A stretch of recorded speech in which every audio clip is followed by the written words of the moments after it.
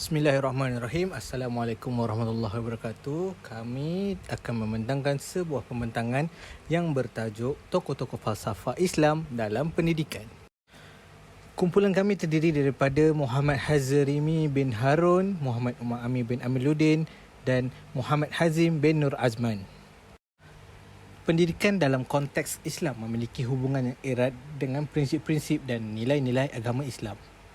Dalam perkembangan dan pemikiran tentang pendidikan dalam Islam, tokoh-tokoh falsafah Islam memainkan peranan penting dalam membentuk pandangan tentang tujuan dan metod pendidikan yang sesuai dengan ajaran Islam. Tokoh-tokoh cendekiawan Muslim yang memberikan banyak sumbangan yang penting dalam pemikiran pendidikan dalam Islam. Pemikiran dan gagasan mereka mengenai pendidikan berakarkan pada prinsip-prinsip Islam seperti keadilan, moralitas dan perkembangan spiritual. Pemikiran mereka terus menjadi sumber inspirasi bagi pendidik Muslim dalam mengembangkan metod dan kurikulum pendidikan yang berlandaskan nilai-nilai Islam. Dalam memahami pendidikan dalam konteks Islam, penting untuk melibatkan dan mempelajari kontribusi tokoh-tokoh falsafah Islam ini kerana pemikiran mereka memiliki pengaruhan signifikan terhadap pandangan dan praktik pendidikan dalam masyarakat Muslim.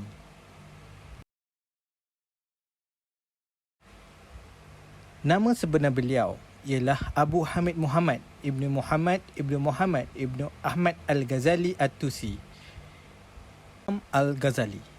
Imam Al-Ghazali merupakan tokoh ilmuwan Islam yang terkenal bukan sahaja di kalangan umat Islam, bahkan di kalangan orang bukan Islam.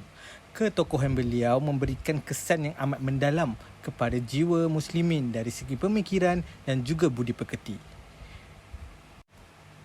Mendapat gelaran Al-Ghazali sempena dengan pekerjaan bapanya, iaitu sebagai pemintal bulu kambing.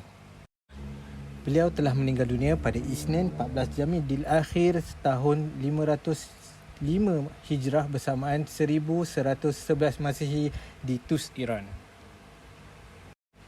Antara sumbangan Imam Al-Ghazali, beliau memperkenalkan kepentingan pendidikan rohani, membangunkan kaedah pengajaran yang menumpukan kepada pemahaman yang mendalam, menekankan pendidikan etika dan moral, menggalakkan pembaharuan kurikulum dan pendekatan holistik, membangunkan kemahiran berfikir secara kritikal. Antara karya-karya beliau yang terkenal iaitu Ihya Ulumuddin yang merangkumi akidah, fiqh, falsafah, akhlak dan tasawuf. Selain itu, karya-karya beliau seperti Bidayah Al-Hidayah dan Minhaj Al-Abidin memberi tumpuan kepada asas keagamaan dan akhlak. Kitab seperti Minat Ad-Dola menerangkan persoalan kebebasan dan kehendak. Tokoh seterusnya ialah Al-Farabi. Al-Farabi bukanlah nama beliau yang sebenar. Nama penuhnya ialah Abu Nars Muhammad bin Muhammad. Sementara Al-Farabi adalah nisbah kepada tempat kelahiran beliau, iaitu daerah Farab di wilayah Turki. Al-Farabi adalah seorang falsafah Muslim terkemuka yang hidup sekitar abad 9 hingga 10 Masihi. Beliau mahir dalam bidang falsafah, kosmologi, matematik, muzik dan sosiologi. Beliau menggabungkan pemikiran Plato dan Aristoteles dengan ajaran-ajaran Islam.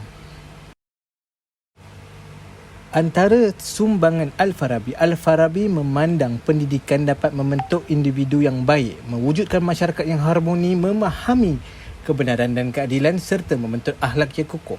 Al-Farabi menekankan kepentingan kebijaksanaan melalui pendidikan, memahami realiti dan pemahaman yang dalam tentang dunia dan kehidupan.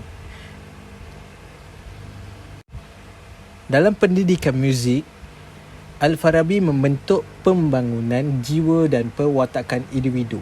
Ini dapat merangsang emosi dan membentuk personaliti, mengembangkan kesedaran estetika dan meningkatkan daya imajinasi untuk mewujudkan masyarakat yang harmoni. Tokoh seterusnya ialah Ibn Sina. Ibn Sina juga dikenali sebagai Avicenna, adalah tokoh terkemuka dalam sejarah sains dan falsafah Islam. Latar belakang pendidikan yang diperoleh menjadi salah satu faktor yang mempengaruhi kecemerlangan inteleknya. Abu Ali Al-Husain bin Abdullah bin Al-Hasan bin Ali bin Sina dilahirkan pada 980 Masihi di Bukhara, Uzbekistan. Sejak kecil, Ibn Sina menunjukkan minat dan bakat yang luar biasa dalam mempelajari pelbagai disiplin sains. Dia didorong oleh rasa ingin tahu yang mendalam dan dahagakan ilmu. Ibn Sina pakar dalam pelbagai bidang seperti filsafat, kedoktoran, ilmu pengetahuan dan matematik. Karya yang terkenal yang pernah dikeluarkan beliau ialah kitab Al-Shifa, The Book of Healing dan kitab Qanun fi Al-Tib.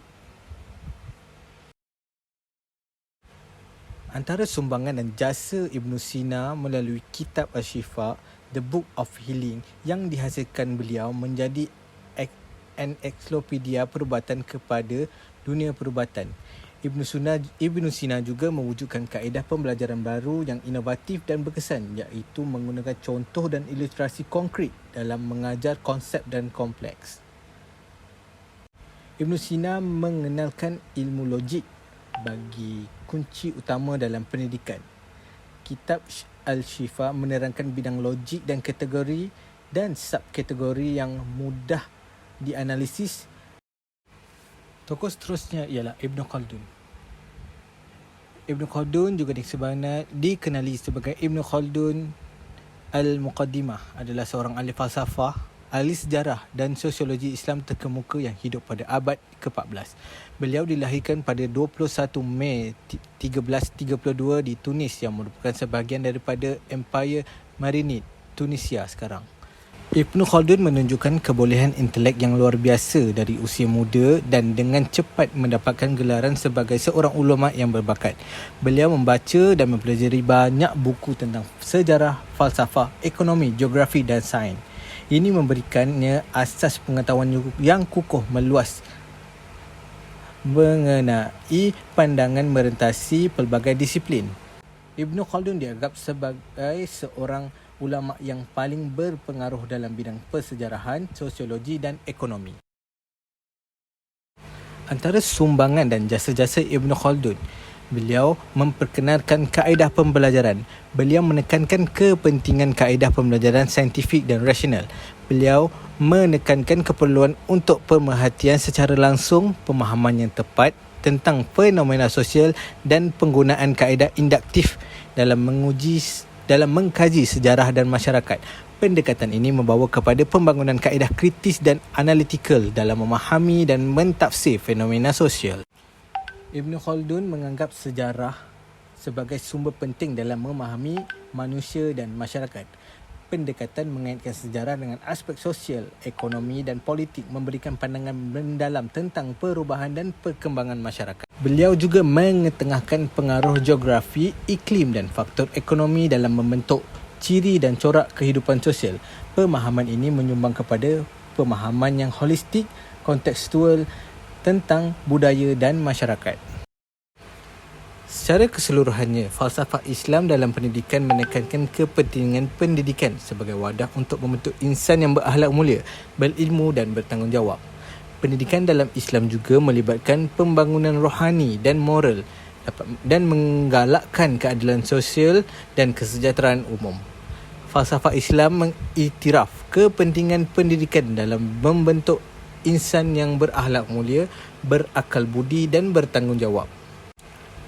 Matlamat pendidikan dalam Islam adalah untuk membentuk individu yang sedar akan hak dan tanggungjawab mereka sebagai hamba Allah dan ahli masyarakat.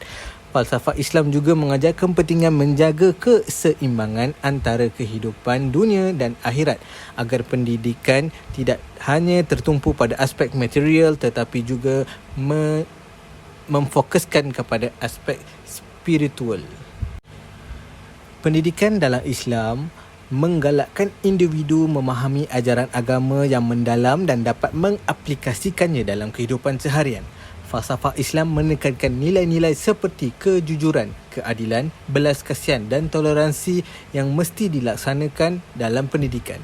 Akhir sekali, falsafah Islam mengiktiraf kepentingan pendidikan sebagai cara memerangi kemiskinan, ketidakadilan sosial dan ketidaksamaan. Pendidikan dalam Islam perlu memainkan peranan dalam mewujudkan masyarakat yang adil, makmur, di mana setiap individu mempunyai peluang yang sama untuk berkembang. Sekian daripada kami, terima kasih.